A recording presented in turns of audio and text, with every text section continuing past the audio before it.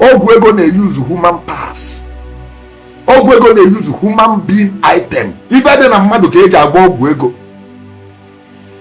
Ogwu ego ọ bụ na na-etinyere mmadụ ama nrụ ọrụ. Muvulie. Ogwu agwala agwa bụ amosu. O nwere ka ị ga-esi wee fụ gara ụzọ okenye asị gị iligwala amosu nwata iligwala amosu ka isi wee fụ ma ebe nna ebe enu kedu ebe ọ pụtara? Ogwu bụ amosu bụ ibe na-eme extraordinary. Amosu bụ ibe ga-emelụ gị tomorrow dị near, making things to be near, making tomorrow to be near. Ndị be anyị emeri ọ bụrụ ibe eji wee malụ ndị gboo. Onye bụ na-asị gị na ọgwụ abụrụ na ibe mmiri enwere bụ asị. Kedu ọgwụ nna ya gwọrọ gị mena nna ya agwọrọ Okeite mgbe Okeite bụ Okeite na ọ bụrụzi kịta a na-egwu unu wayo na wayo ka a na-egwu unu kịta. Okeite ọ bụla alụrụ gị ga-lụrụ ọrụ ịnọ na problem. Alụrụ gị Okeite o wee lụọ ọrụ ịnọ na problem.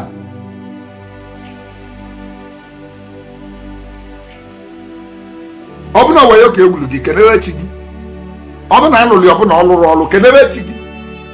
Ọbọdụ bụ wayo, ọbọdụ bụ mmụọ dị na be nna gị.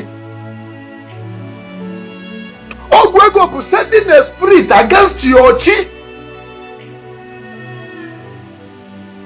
Ibe ọbụla kalili chi gị ili nie. Ego ọbụla na-esoro na chi gị ịna nie. Ibe ọbụla na-esoro na chi gị ịnabata nie. Rapụ chi gị na ndị be anyị si na chi bụ ụzọ, chi bụrụ ụzọ ị na-esi ya n'azụ. Oge chi gị ka mma. O nwere oge chi gị debelụ. Ndị be anyị na-ekekwe ụya na ndị na-ekekwe ntị. Ndị be anyị gwụrụ aba sị na oge chi ka mma. Ọ bụrụ oge Chukwu na chi gị oge chi gị ka mma. O nwere oge enyelu chi gị ị ga-eji wee kpata ego. O nwere oge enyelu chi gị ị ga-eji wee mụta nwa. O nwere oge enyelu chi gị ị ga-eji kpọọ ọgayala. Ịrapụ oge ahụ wee mere ihe ọzọ.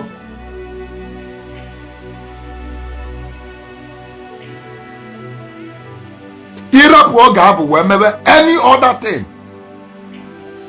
Ịma na ibube ego chi gị ụzọ. A sị na nwata bube chi ụzọ ọ bụ onwe ọzọ. Kedu the item eji eme nya bụ ọgwụ? Ọgwụ ọbụla na-alụrụ ọrụ mana paasị ya ezuru ezu. Nwa dibịa gụọ gị wayo nachalị gị ego ọbụna otu ezuru paasị na nya bụ ọgwụ. Ịma na paasị ya ezuru ezu maka na ọ bụrụ na itecha obe ọbụna ingredients ya ezuru ezu nya bụ ọba ya atọrọ ụtọ. Itecha obe ikpe yazie nnu ọba bụ ga-ewe test zami. Ọ bụ na itecha obe ọ bụ na itinye rie nnu ọba bụ ga-ewe test. Kedu nkọwa m? Ọgwụ ego na ọbara mmadụ na-arụ ọrụ. You must send the spirit of a human being ka o jee dọtalụ gị ego. Without that ego ahụ ama mbịa. Ogwu ego na-use human parts. Ogwu ego na-use human being item. Ibe dị na mmadụ ka eji agba ogwu ego. Ogwu ego ọ bụ na na-etinyere mmadụ ama nrụ ọrụ. Muvulie.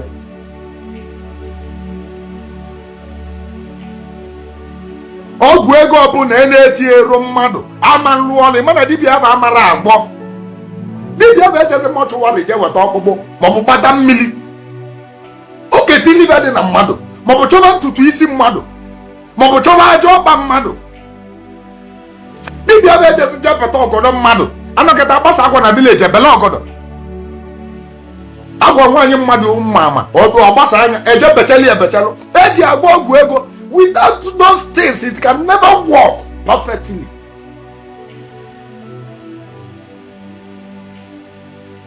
It can never work perfectly. Chi ga-asọ gị nyeli aka. Sọsọ enyemaka ya enyelu chi gị bụ chụọ aja.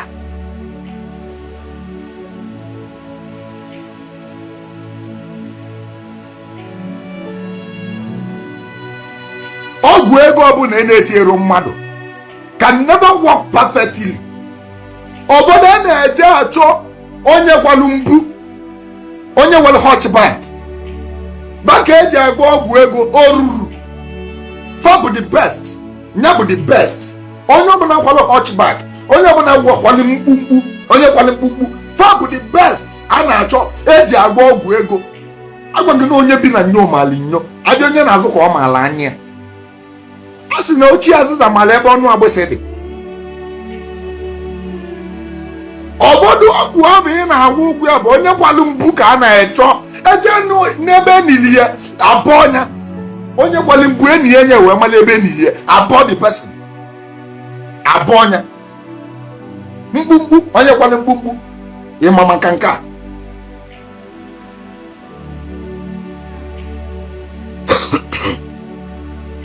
Ịma maka nke a.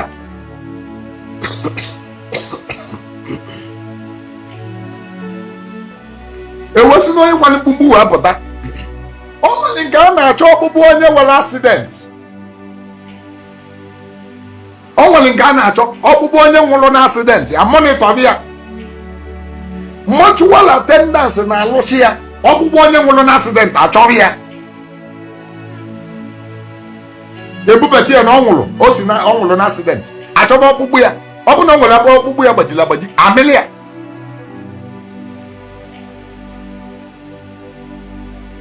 Enwere ebe a na-achọ nsị agadi nwanyị. Nsị agadi nwanyị nyụọ nsị, achọba nsị ya. Nsị agadi nwanyị nyụrụ.